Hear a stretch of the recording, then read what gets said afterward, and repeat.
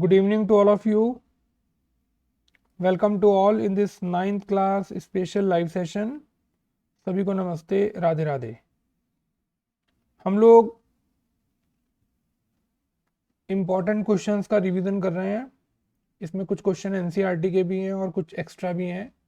आज 18 फरवरी की डेट है और आज की शीट सभी के पास पहुंच चुकी है। सभी के पास क्वेश्चन लिखे हुए हैं।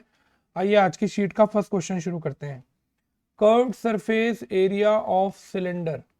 क्वेश्चन में दिया हुआ है 4400 सेंटीमीटर स्क्वायर और कर्व्ड सरफेस एरिया का फॉर्मूला होता है 2 पाई आर एच।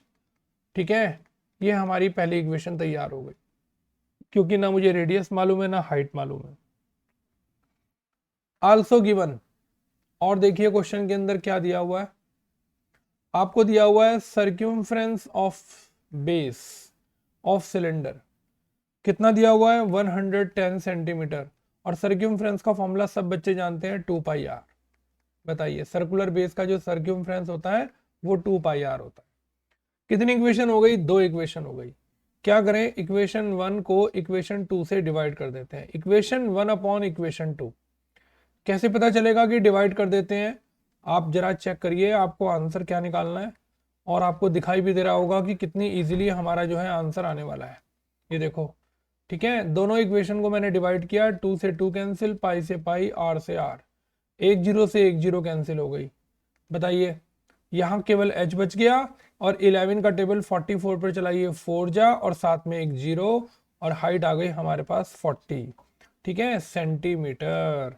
ये देखिए क्वेश्चन के अंदर आपको हाइट ऑफ द सिलेंडर निकालना था और कितना इजीली आपने आंसर निकाल लिया।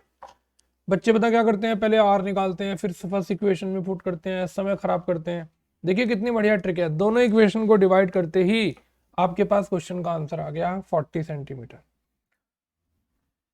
चलिए इसी के सामने करते हैं यहाँ पर आज की शीट का क्वेश्चन नंबर 2। ध्यान से समझिए, height of the cylinder 15 centimetre. Height दी हुई है 15 सेंटीमीटर और क्या दिया हुआ है, curved surface area of cylinder कितना दिया हुआ है 660 सेंटीमीटर स्क्वायर और curved surface area of cylinder का फॉर्मूला होता है 2 पाई आर एच। फॉर्मूले बहुत बढ़िया तरह याद होने चाहिए। ठीक है, बस ये तो बहुत आसान क्वेश्चन है, हाइट पुट कर देते हैं। तो 2 पाई की जगह 22/7, रेडियस मालूम नहीं, हाइट की जगह 15 और 6600, सॉरी कितना 6600 नहीं है 660 है। चलिए अब क्या करें, क्रॉस मल्टीप्लाई करते हैं। तो r की वैल्यू निकालने के लिए 660, 7 तो चला गया ऊपर, अब नीचे 2 भी आ गया, 22 भी आ गया और 15 भी आ गया, ये तीनों नीचे आ गए। ठीक, चलिए सबसे पहले 22 का टेबल चलाते हैं। 22 3 जा, 2 का टेबल चलाते हैं 15 पर, 30 पर 15, 15 से 15 कट गया। बताओ भाई रेडियस क्या बच गया 7 सेंटीमीटर। बड़ा आसान सा क्वेश्चन था भाई ये, very good question. Curved surface area दिया हुआ था, वैल्यू पुट करी, जिसकी वैल्यू पता थी सब पुट कर दी, क्रॉस मल्टीप्लाई करके हमारा आंसर 7 आ गया। आइए थर्ड सा क्वेश्चन करते हैं, आसान सा थर्ड क्वेश्चन।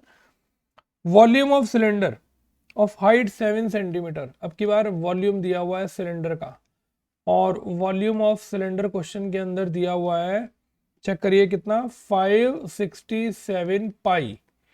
अब देखिए वॉल्यूम ऑफ सिलेंडर का फॉर्मूला देखते हैं, चैटिंग में कौन बच्चा सबसे पहले बताएगा वॉल्यूम ऑफ सिलेंडर का फॉर्मूला। वेरी गुड, बताइए very good. Volume of cylinder का फॉर्मूला होता है 1 अपॉन, सॉरी कितना बताओ भाई, पाई आर स्क्वायर एच और 567 पाई, बिल्कुल ठीक। अब बताइए पाई से क्या हुआ, पाई कैंसिल हो गया। ठीक, कौन बताएगा, आर स्क्वायर एच में कुछ दे रखा है, एच दे रखा है, तो एच की वैल्यू 7 पुट कर देते हैं। आर स्क्वायर की वैल्यू हो गई 567/7, काटते हैं 7 8 जा 56, 7 1 जा 7।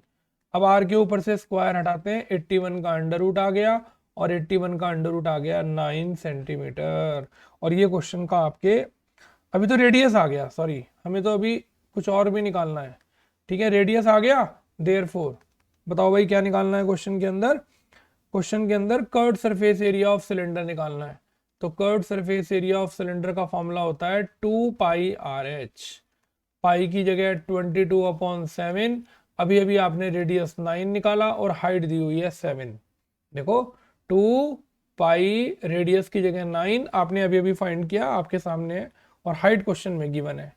तो क्या कैंसिल हो गया, दोनों में ऊपर नीचे 7 कैंसिल हो गया, क्या बच गया 9 2 जा 18 मल्टीप्लाई 22। चलो भाई 18 दूनी 36 और 18 दूनी 36 और 3 396 सेंटीमीटर स्क्वायर आपका आंसर आ गया। आप चेक कर लीजिए शीट से आपका आंसर मैच कर रहा है कि नहीं कर रहा है। ठीक, चलें आगे। आइए क्वेश्चन नंबर 4 पर चलते हैं। सारे क्वेश्चन आज एक जैसे हैं। Question number 4, curved surface area of cylinder. Curved surface area of cylinder question में दिया हुआ है 88 सेंटीमीटर स्क्वायर, और क्या दिया हुआ है, हाइट दी हुई है 14 सेंटीमीटर। कौन बताएगा curved surface area of cylinder का फॉर्मूला क्या होता है? अभी पिछले क्वेश्चन में भी आया था 2πRH। फॉर्मूले टिप्स पे याद होनी चाहिए अगर क्वेश्चन की स्पीड बढ़ानी है एग्जाम में। चलिए 2π की जगह 22/7, आर मालूम नहीं है, हाइट की वैल्यू 14 है, ठीक 88। क्या करें, 7 का टेबल 14 पर चलाते हैं 2। अब r की वैल्यू हो गई 88, ये सब डिवाइड वाले मल्टीप्लाई वाले डिवाइड में ले जाओ, 2 भी नीचे आ गया, 22 भी नीचे आ गया और ये भी नीचे आ गया। जानते हो क्या बचा, 22 4 जा 2 2 जा और 2 2 से कट गया। बच्चे सोचते हैं कुछ भी नहीं बचा, लेकिन क्या बचा, 1 बचा। कई लोग 0 लिख कर आ जाते हैं, 0 नहीं लिखना है। अब उसने क्वेश्चन में पूछा डायमीटर बताओ, तो डायमीटर का देखिए फॉर्मूला क्या होता है, रेडियस का डबल, और रेडियस है 1 और 1 का डबल हो गया 2, और आपके क्वेश्चन का आंसर आ गया 7 सेंटीमीटर। बताइए कहानी अच्छे से समझ में आई कि नहीं आई? तो इस क्वेश्चन का आंसर आपके पास आ गया 7 सेंटीमीटर। चलिए आगे चलते हैं। क्वेश्चन नंबर 4 हमने कंप्लीट कर लिया। अब क्वेश्चन नंबर 5 ध्यान से पढ़ते हैं।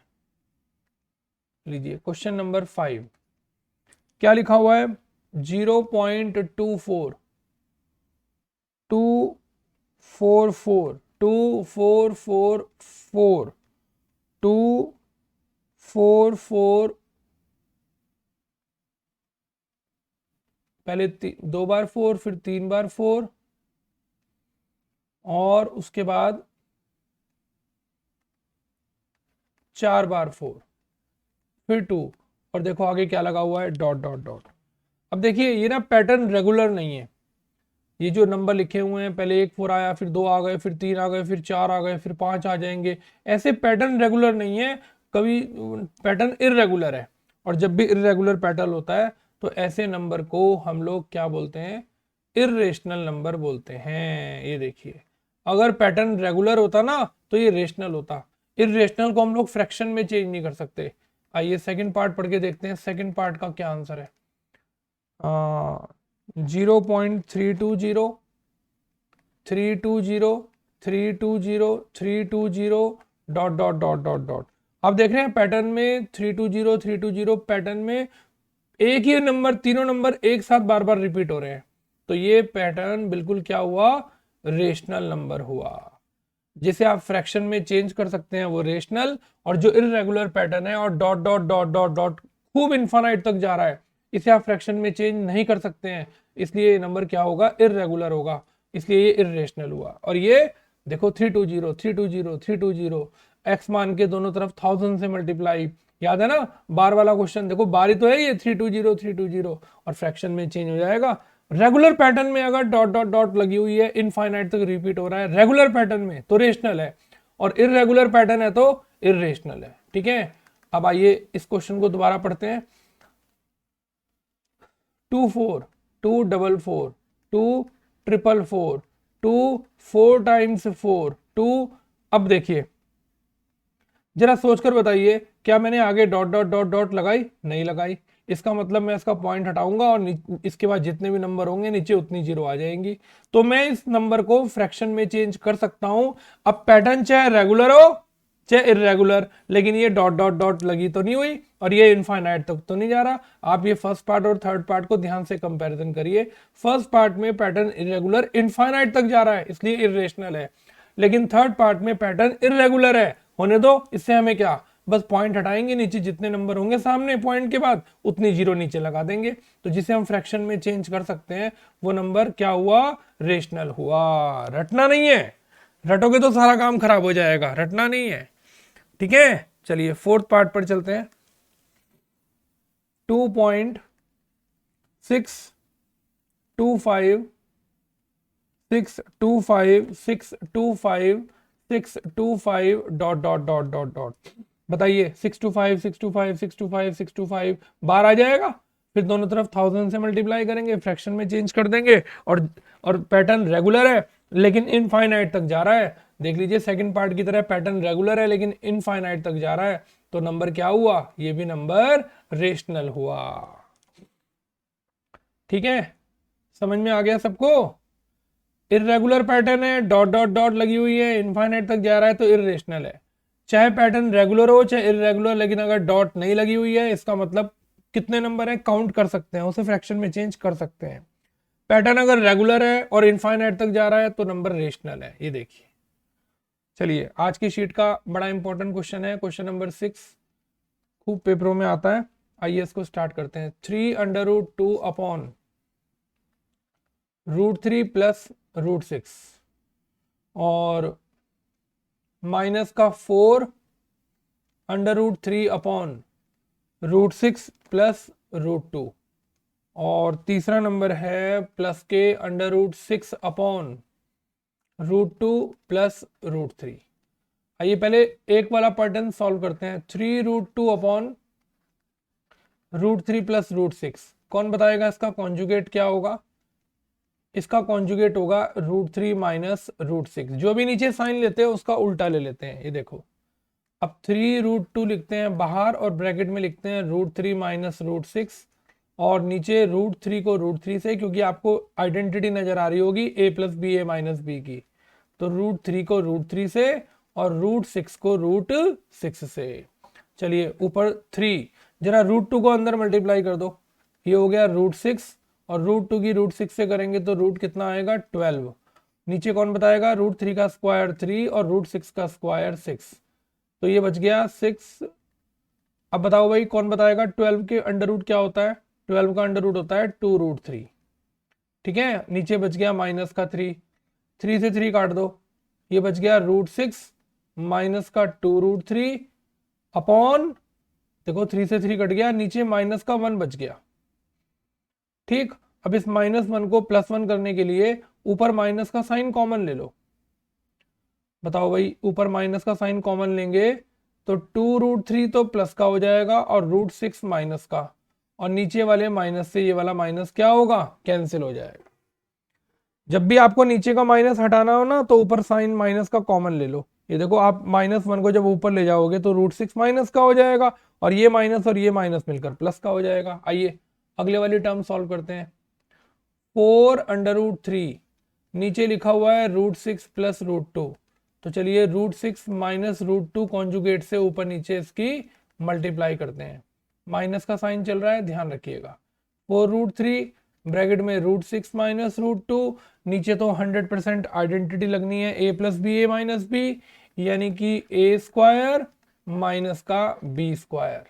चलिए माइनस का 4, √3 को अंदर मल्टीप्लाई करते हैं, √18 माइनस √8 और नीचे लिखा हुआ है √6 का स्क्वायर 6, √2 का स्क्वायर 2। चलो भाई √18 के फैक्टर बनाओ, 3 3 जा 9 2 जा, तो 3 का पेयर बनेगा, 3 बाहर आ गया, और 8 के फैक्टर होते हैं 2√2, ये देखो, और नीचे बचा है 4, 4 से क्या हुआ, 4 कैंसिल हो गया, तो क्या बच गया, माइनस, ब्रैकेट में लिखेंगे क्योंकि बाहर साइन किसका है, बाहर साइन माइनस का है।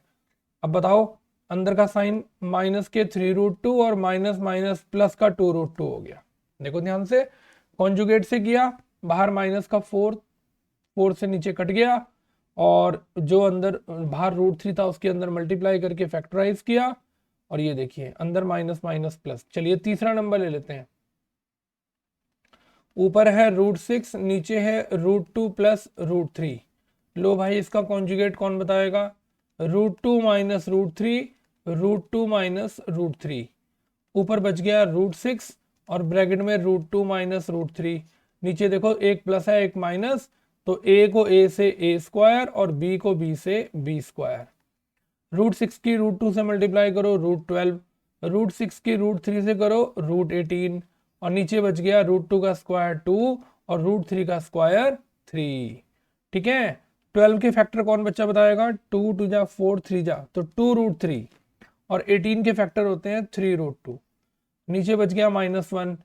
बताओ भाई, अब इस -1 को अगर ऊपर ले जाएं तो जो पॉजिटिव है वो नेगेटिव हो जाएगा और नेगेटिव पॉजिटिव हो जाएगा। तो बताइए, माइनस ऊपर ले जाने से नेगेटिव हो गया पॉजिटिव और पॉजिटिव हो गया नेगेटिव। अब ये तीनों के आंसर आ गए। ठीक, आइए इन तीनों के आंसर्स को अलग से लिख लेते हैं। यहां ऊपर लिख लेते हैं, यहां पर ये देखिए यहां पर। तो पहला आंसर आया 2√3 माइनस √6। ठीक है, √6 नहीं, सॉरी √6 ही आएगा। √6 ही आएगा।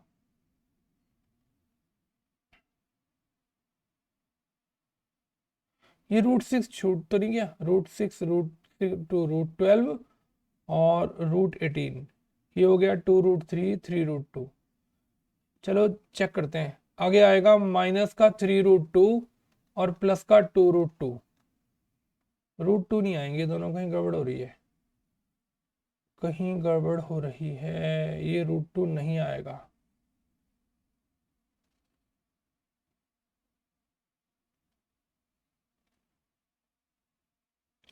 ढूंढो भाई कहाँ गड़बड़ हो रही है। ये बच गया 3 3 जा 9 2 जा 2 2 जा 4 2 जा, तो 3√2 में से √2 गया। ये तो सिंपल 3√2 में से जब आप √2 माइनस करोगे तो 1√2 बचेगा। ये तो इसको तो हम सॉल्व करके लिख लेते हैं। ये इस तरह से लिखने की क्या जरूरत है?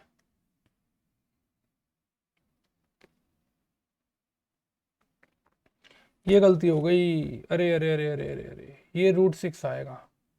बिल्कुल ठीक जवाब आप लोग बता भी रहे थे और मैंने ध्यान में नहीं दिया। ये देखिए बिल्कुल ठीक, √3 की √2 से करेंगे तो √6 आएगा।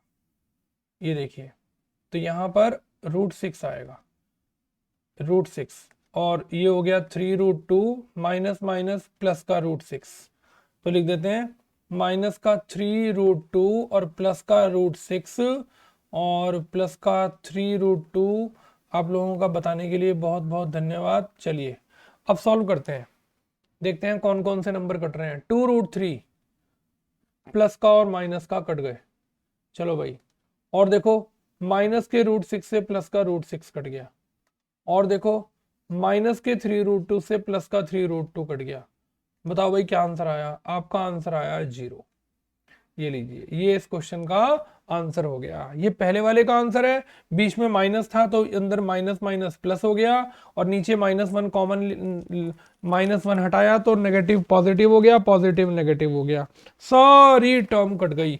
गलती से मैंने 3 को 2 से मल्टीप्लाई करके 8 लिख दिया था, 3 2 जा 6 होता है। ठीक है, ये मिस्टेक हो गई थी। चलिए, और 4 ये बाहर ही रहने दिया, इधर ये 3 बाहर रहने दिया, सब कट गए। ये देखिए, तो आपका इस क्वेश्चन का आंसर 0 आ गया। ऐसे और भी क्वेश्चन हम नेक्स्ट शीट में लेकर आएंगे जिससे आपके पास इन क्वेश्चंस की बढ़िया प्रैक्टिस हो सके। तो आज सभी क्वेश्चंस बढ़िया थे, अच्छे से हमने मेंसुरेशन भी ले ली। आप अच्छे से अब इन सब का रिवीजन करिए और फिर अच्छे से हम कल और भी खूब अच्छे अच्छे क्वेश्चंस आपको कराएंगे। आज की क्लास को यहीं ख़त्म करते हैं। आप लोग अच्छे से जरूर सभी क्वेश्चंस अपनी कॉपी पे कंप्लीट कर लीजिएगा और साथ साथ ही कर लिया कीजिए जिससे आपका टाइम ना खराब। चलिए, thank you very much, have a good day, Radhe Radhe.